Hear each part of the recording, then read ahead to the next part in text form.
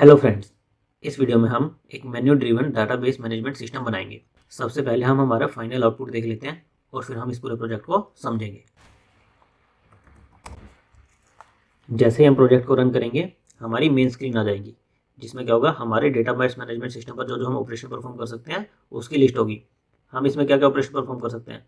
हम रिकॉर्ड को ऐड कर सकते हैं, लिस्ट रिकॉर्ड सारे रिकॉर्ड को लिस्ट कर सकते हैं, मॉडिफाई रिकॉर्ड कोई एग्जिस्टिंग रिकॉर्ड है उसको मॉडिफाई कर सकते हैं, डिलीट रिकॉर्ड्स हम किसी रिकॉर्ड को डिलीट कर सकते हैं, और लास्ट में हम अगर एग्जिट करना चाहें तो इससे एग्जिट कर सकते हैं। जैसे ही हम इसको रन करते हैं सबसे पहले ही हमें ऑप्शन दे देता है और हमसे पूछता है कि एंट्री योर चॉइस। तो अभी हमारा रिकॉर्ड एम्प्टी है, तो सबसे पहले हम वन ऑप्शन चुनेंगे कि हम कुछ रिकॉर्ड एंटर करना चाहते हैं। ये हमसे बोल रहा है enter name age and marks. मैं डाल देता हूँ रमेश 40 एंड 50। हम एक और रिकॉर्ड एंटर करना चाहते हैं तो हम बोलेंगे वाई, एक और रिकॉर्ड एंटर करना है। इस बार हम डालेंगे सुरेश 30 39। अभी हम कहेंगे नहीं, हमें वो रिकॉर्ड एंटर नहीं करने हैं, हमें दो ही रिकॉर्ड एंटर करने थे, तो एन। अब हम कहेंगे लिस्ट रिकॉर्ड, जो हमने रिकॉर्ड एंटर किए वो सारे लिस्ट कर दो। तो ये क्या करेगा, जितने रिकॉर्ड इस फाइल में होंगे वो सारे लिस्ट हो जाएंगे। इस बार हम चाहते हैं कि मॉडिफाई रिकॉर्ड 3 पे जाएंगे, हम मॉडिफाई करेंगे। हम किसका रिकॉर्ड मॉडिफाई करना चाहते हैं, हम चाहते हैं हम रमेश का रिकॉर्ड मॉडिफाई करना चाहते हैं। तो ये कह रहे हैं न्यू नेम एज और मार्क्स डाल दो। तो इस बार हम डाल देंगे साहिल 40 49। अब ये पूछ रहे हैं कोई और रिकॉर्ड भी मॉडिफाई करना है, हम कहेंगे नहीं, हमें केवल एक रिकॉर्ड मॉडिफाई करना था। अब हम फिर से लिस्ट रिकॉर्ड करेंगे, तो हमारा रमेश किससे मॉडिफाई हो गया, साहिल 40 49।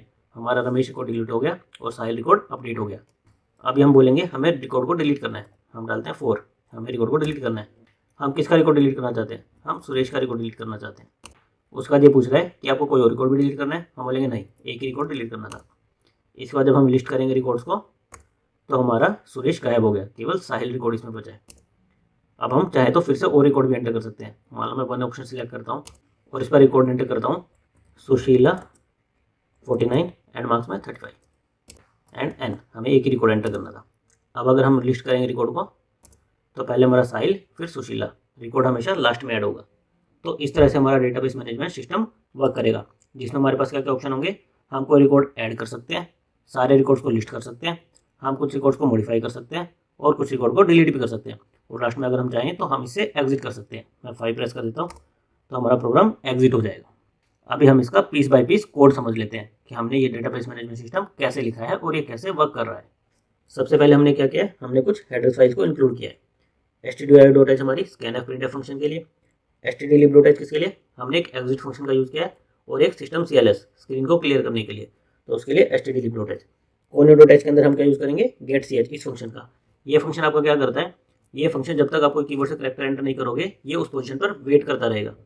string.h हम एक स्ट्रिंग कंपैरिजन का फंक्शन लिखेंगे, उसके लिए हमें string.h लाइब्रेरी को इंक्लूड करना पड़ेगा। रिकॉर्ड के लिए हम क्या ले रहे हैं, हम एक स्टूडेंट टाइप का स्ट्रक्चर ले रहे हैं, जिसके अंदर हमारे 3 फील्ड्स हैं, नेम एज और मार्क्स। ये हमारा रिकॉर्ड है जो हम फाइल में स्टोर करेंगे, मॉडिफाई करेंगे या फिर डिलीट करेंगे। उसके बाद हमें क्योंकि फाइल पर वर्क करना पड़ेगा तो हमें कुछ फाइल पॉइंटर लिए। हमने स्ट्रक्ट स्टूडेंट इस टाइप का एक वेरिएबल है st, जिसमें हम यूजर से रिकॉर्ड को स्टोर करवाएंगे। फिर हमने एक std नेम एक स्ट्रिंग लिया है, जिसके अंदर हम जो भी मॉडिफाई करना होगा हम नेम के थ्रू मॉडिफाई करेंगे। हम यूजर से कहेंगे कि आपको जो रिकॉर्ड मॉडिफाई करना है वो स्टूडेंट का नाम दे दो, हम रिकॉर्ड को मॉडिफाई या डिलीट करके आपको दे देंगे। एक हमने वेरिएबल है रिकॉर्ड साइज, बेसिकली जिसमें स्ट्रक्चर का साइज है। इसका यूज हमें फाइल ऑपरेशंस के दौरान पड़ेगा, जो कि हम देखेंगे भी। उसके बाद हमने हमारी फाइल को ओपन किया है। ओपन हम किस मोड में करेंगे, रीड मोड में। लेकिन फर्स्ट टाइम जब फाइल एग्जिस्ट नहीं करती होगी तो क्या है, ये फेल होगा। तो अगर ये फेल होता है तो हम फाइल को राइट मोड में ओपन करेंगे।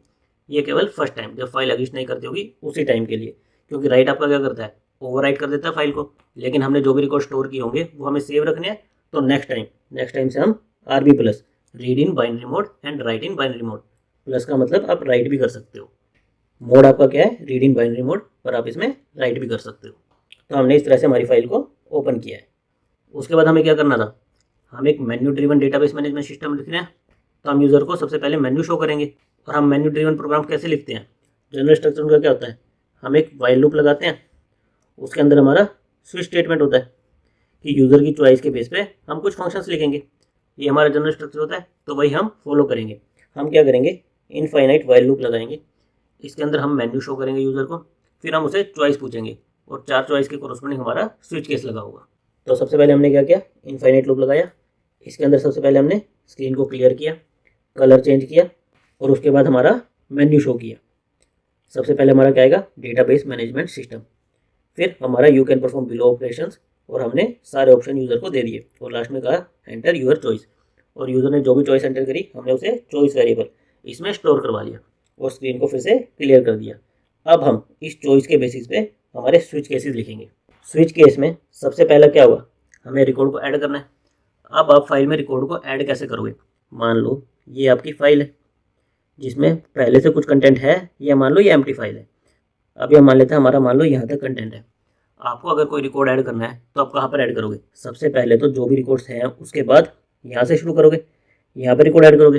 तो सबसे पहला काम आपको क्या करना पड़ेगा, अपने फाइल पॉइंटर को लास्ट पर लेके जाना पड़ेगा, जहाँ पर अभी लास्ट रिकॉर्ड है वहाँ पर लेके जाना पड़ेगा। उसके लिए हमने किसका यूज़ किया है, एफसीक का। एफसीक में पास क्या किया है, सीक एंड। इससे क्या होगा, आपका फाइल पॉइंटर लास्ट लोकेशन पर आ जाएगा। फिर उसके बाद हमें क्या करना है, हमें यूज़र से रिकॉर्ड एंटर करने को कहना पड़ेगा कि आपको जो रिकॉर्ड एंटर करना है उसकी डिटेल्स हमें दे दो, स्टूडेंट का नेम, एज, मार्क्स ये हमें दे दो।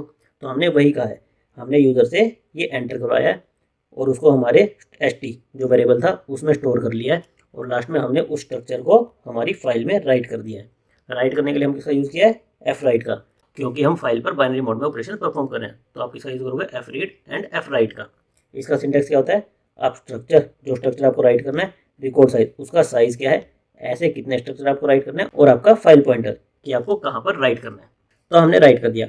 इसके बाद हमने यूज़र से पूछा कि ऐसे और रिकॉर्ड भी आपको एंटर करने हैं, अगर करने हैं तो हम फिर से यहाँ पर आ जाएंगे और फिर से यूज़र को कहेंगे कि हमें डिटेल्स दे दो, हम फाइल में राइट कर देंगे। और जैसे ही यूज़र कहेगा नहीं मुझे और रिकॉर्ड एंटर नहीं करने, तो हम यहाँ से ब्रेक कर जाएंगे और फिर से हमारे वाइल लूप के थ्रू हम यूज़र को मेन्यू प्रिंट कर देंगे। नाउ अगर यूज़र ऑप्शन चुनता है 2 कि मुझे तो रिकॉर्ड्स को लिस्ट करना है, जो भी मेरी फाइल में ऑलरेडी स्टोर्ड रिकॉर्ड है वो मुझे लिस्ट करके दे दो, तो उसके लिए हमें क्या करना पड़ेगा, ये हमारी फाइल थी, हमें फाइल के स्टार्टिंग पर जाना पड़ेगा, फिर वन बाय वन रिकॉर्ड को रीड करना पड़ेगा और हमारी स्क्रीन पर प्रिंट कराना पड़ेगा। स्टार्टिंग पर जाने के लिए हमारा क्या फंक्शन होता है, रिवाइंड। रिवाइंड में आप देते हो फाइल पॉइंटर कि हमारे फाइल पॉइंटर को स्टार्टिंग पर ले जाओ, तो हम फाइल पॉइंटर को स्टार्टिंग पर ले गए। उसके बाद हमें क्या करना है, एक एक रिकॉर्ड रीड करना है, तो उसके लिए आपका फंक्शन होता है एफ रीड। आप एक एक रिकॉर्ड को रीड कर रहे हो और उसको क्या कर रहे हो, स्क्रीन पर प्रिंट कर रहे हो। ये हम कब तक करेंगे, जब तक हमारा रिकॉर्ड एग्जिस्ट करेगा। एफ रीड क्या रिटर्न करता है, आपने कितने रिकॉर्ड रीड किए, जब तक ये रिकॉर्ड रीड करता रहेगा तब तक हमें प्रिंट कराना है, अदरवाइज हमें क्या कर जाना है, ब्रेक कर जाना है। और यहाँ पर हमने क्या यूज़ किया, गेट सीएस फंक्शन का, कि जब सारे रिकॉर्ड हमारे स्क्रीन पर प्रिंट हो जाए, अगर हम इसका यूज़ नहीं करेंगे तो क्या होगा, हमारा यहीं से ब्रेक हो जाएगा और हमारा होम मेन्यू आ जाएगा। लेकिन हमें क्या करना है, रिकॉर्ड दिखाने के बाद यूज़र जब तक कोई की प्रेस नहीं करता तब तक वेट करना है, तब तक यूज़र को रिकॉर्ड दिखाई रखना है।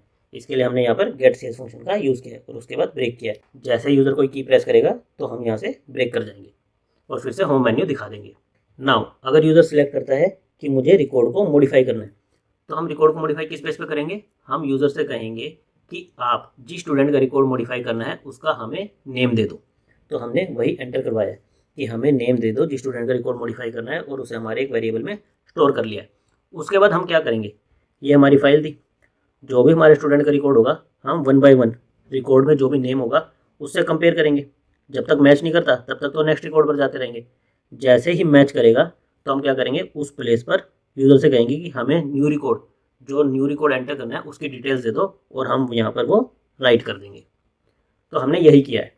हमने क्या किया, हमारा जिस स्टूडेंट का रिकॉर्ड मॉडिफाई करना था उसका नेम यूज़र से एंटर करवा लिया था। उसके बाद हम एफ रीड की हेल्प से एक एक रिकॉर्ड रीड करते गए। रीड करने के बाद हमने क्या किया, जो यूज़र ने नेम एंटर किया था और जो हमारे रिकॉर्ड में नेम है उनको कंपेयर किया। अगर वो मैच कर गए तो स्ट्रिंग कंपेयर फंक्शन क्या रिटर्न करेगा, 0। अगर वो मैच कर गए तो हमें क्या करना है, यूज़र को बोलना है कि हमें न्यू डिटेल दे दो और उसको हमारे st वेरिएबल में स्टोर करा लेंगे। और फिर हम क्या करेंगे, हमें एफ रीड आपका क्या करता है, रिकॉर्ड को रीड करने के बाद उससे नेक्स्ट लोकेशन पर पहुंच जाता है। मान लो हमारा ये रिकॉर्ड मैच हुआ, लेकिन एफ रीड से पॉइंटर हमारा क्या होगा, एक रिकॉर्ड आगे, तो हमें पॉइंटर को एक रिकॉर्ड पीछे लेके जाना होगा। इसके लिए हम क्या यूज़ कर सकते हैं, F seek file pointer minus record size, हमारे एक रिकॉर्ड का साइज को माइनस कर दो। ये क्या चीज़ है, ऑफसेट, करंट पोजीशन से इतना पीछे चले जाओ। करंट पोजीशन कैसे देते हो, सीक अंडरस्कोर करंट, कि फाइल पॉइंटर अभी जहाँ पर है उससे एक रिकॉर्ड पीछे चले जाओ और पीछे जाकर क्या करो, एफ राइट, वहाँ पर हमारा न्यू रिकॉर्ड राइट कर दो। तो हमने इसमें क्या किया, हमने यूजर स्टूडेंट का नेम एंटर करवाया, उसको सर्च किया कि वो रिकॉर्ड कहाँ पर था और फिर वहाँ पर हमारा न्यू रिकॉर्ड राइट कर दिया। और साथ में हमने क्या किया, न्यू रिकॉर्ड राइट करने के लिए पहले फाइल पॉइंटर को F6 की हेल्प से प्रॉपर पोजीशन पर लेके गए और फिर हमारा रिकॉर्ड राइट किया। उसके बाद यहाँ पर हम क्या बोलेंगे, यूजर से पूछेंगे कि आपको और रिकॉर्ड भी मॉडिफाई करने हैं या नहीं है। करने हैं तो हम फिर से यहाँ पर आ जाएंगे, अगर नहीं करने हैं तो इस केस से ब्रेक कर जाएंगे। नाउ अगर यूजर सिलेक्ट करता है ऑप्शन नंबर 4 कि मुझे रिकॉर्ड को डिलीट करना है, तो डिलीट के केस में भी हमें क्या करना होगा, यूजर से कहेंगे कि नेम बता दो कि स्टूडेंट का रिकॉर्ड डिलीट करना है। उसको हम सर्च करेंगे हमारी फाइल में। मान लो ये हमारी फाइल है, हमारा रिकॉर्ड यहाँ पर पड़ा है, ऊपर भी कुछ रिकॉर्ड्स हैं, नीचे भी कुछ रिकॉर्ड्स हैं। जिस रिकॉर्ड को हमें डिलीट करना है वो यहाँ पर पड़ा है। तो हम क्या करेंगे, हम एक टेम्परेरी फाइल बनाएंगे। टेम्परेरी फाइल में क्या करेंगे, जब तक ये रिकॉर्ड नहीं आता है तब तक हम रिकॉर्ड इसमें राइट करते जाएंगे। जैसे ही हमारा ये रिकॉर्ड आया, इस रिकॉर्ड को हम न्यू फाइल में राइट नहीं करेंगे, हम आगे बढ़ जाएंगे, हम यहाँ पर आएंगे, फिर जो बचे हुए रिकॉर्ड हैं इनको इस फाइल में राइट करना शुरू करेंगे। तो हम क्या कर रहे हैं, हम यूज़र से स्टूडेंट का नाम ले रहे हैं ताकि हम उस रिकॉर्ड को मैच कर पाएँ कि कौन सा रिकॉर्ड हमें दूसरी फाइल में राइट नहीं करना है। जब तक वो रिकॉर्ड नहीं आता है तब तक हम 1 बाय 1 इस रिकॉर्ड को इस फाइल से दूसरी फाइल में राइट करते जाएंगे।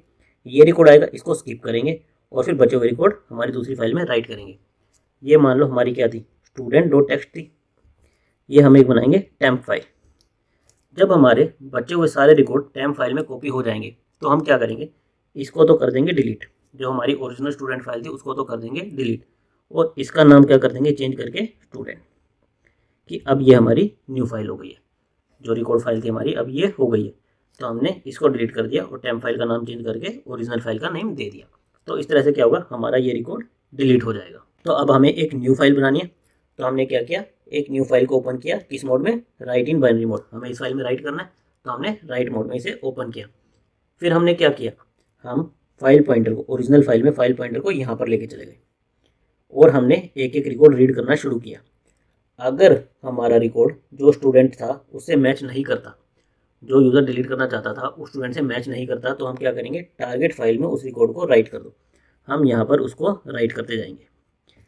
जैसे ये मैच करेगा तो हमारा एफ राइट फंक्शन एग्जीक्यूट नहीं होगा, क्योंकि हमारी इफ स्टेटमेंट फॉल्स हो जाएगी, तो वापस यहाँ पर आ जाएगा। तो इस तरह से हमारा ये रिकॉर्ड स्किप हो जाएगा, जो भी मैच होगा रिकॉर्ड वो स्किप हो जाएगा। उसके बाद हमें क्या करना था, हमें सिस्टम से student.txt इसको रिमूव करना था। रिमूव के लिए आपका फंक्शन होता है रिमूव और फाइल का नेम, और इसको रीनेम करना था।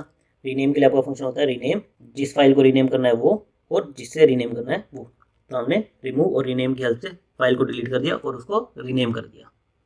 तो डिलीट फंक्शन में हमने यही काम किया।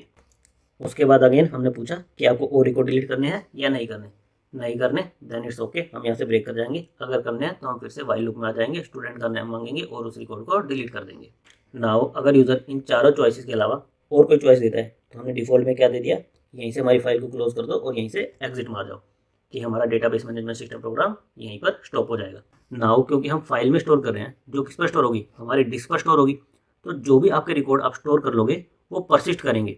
जैसे मान लो आपने फर्स्ट टाइम जब इस प्रोग्राम को रन किया, आपने 5 रिकॉर्ड एंटर किए, तो आपके जो 5 रिकॉर्ड थे वो एक फाइल में सेव हुए, और वो फाइल कहाँ पर सेव हुई, आपकी डिस्क पर सेव हुई। तो अगर आप इस प्रोग्राम को दोबारा भी रन करोगे और रिकॉर्ड्स को लिस्ट करोगे तो वे 5 रिकॉर्ड आपके दिखाएगा वहाँ पर। ये हम अभी करके भी देख लेते हैं। हमने वहाँ पर 2 रिकॉर्ड डाल रखे थे, तो अभी जब हम लिस्ट करेंगे इस प्रोग्राम को दोबारा रन करके बिना कोई और रिकॉर्ड डाले, तो हमें पुराने रिकॉर्ड दिख जाएंगे। जैसे मैं इसको टर्मिनेट कर देता हूँ और अब मैं अगर इसको रन करूँगा और मुझे ये ऑप्शन देगा, मैं कहूँगा लिस्ट कर दो रिकॉर्ड को, तो जो मैंने लास्ट टाइम एंटर किए थे रिकॉर्ड साहिल और सुशीला, ये मेरे ये दिखाएगा, क्योंकि ये मेरे एक डिस्क पर फाइल में सेव है, जो कि मेरी परसिस्टेंट मेमोरी लोकेशन है, जो मेरी रिमूव नहीं होती है। इसको रिमूव करने का क्या तरीका है, या तो मैं सिस्टम से फाइल को डिलीट कर दूँ या फिर इस फाइल को ओवरराइट कर दूँ। तो जनरली आपका इन्हीं फाइल ऑपरेशन का यूज़ आपके डाटाबेस सिस्टम्स में होता है, ताकि आपका डेटा परसिस्टेंट मेमोरी पर सेव हो सके। जैसे आपके गेम्स में लीडर बोर्ड सिस्टम हो गए, जिसमें रैंकिंग रहती है प्लेयर्स की, प्लेयर्स का पास्ट स्कोर सेव रहता है, या फिर आपके गेम्स की स्टेट्स हो गई, मान लो आपने कुछ लेवल्स पार कर दिए, वो सेव रहते हैं। तो वो इसी तरह से सेव रहते हैं, वो एक फाइल में आपकी हिस्ट्री को सेव कर देते हैं और फिर वहीं से उसको लोड कर देते हैं, और आपका प्रोग्राम या फिर गेम वहीं से आगे रन करना शुरू हो जाता है। तो जो ये हमने अभी सीखा menu driven database management system, ये एक जनरल टाइप का था। हमने स्टूडेंट डेटाबेस मैनेजमेंट सिस्टम बनाया, आप एम्प्लॉय डेटाबेस मैनेजमेंट सिस्टम भी बना सकते हो, या फिर यूनिवर्सिटी डेटाबेस मैनेजमेंट सिस्टम, कोई डिपार्टमेंट मैनेजमेंट सिस्टम, कोई डिपार्टमेंट स्टोर, जहाँ पर भी आपको कोई डेटाबेस मैनेजमेंट सिस्टम बनाना हो वहाँ पर इसको आप एज ए रेफरेंस यूज़ कर सकते हो। Thank you guys.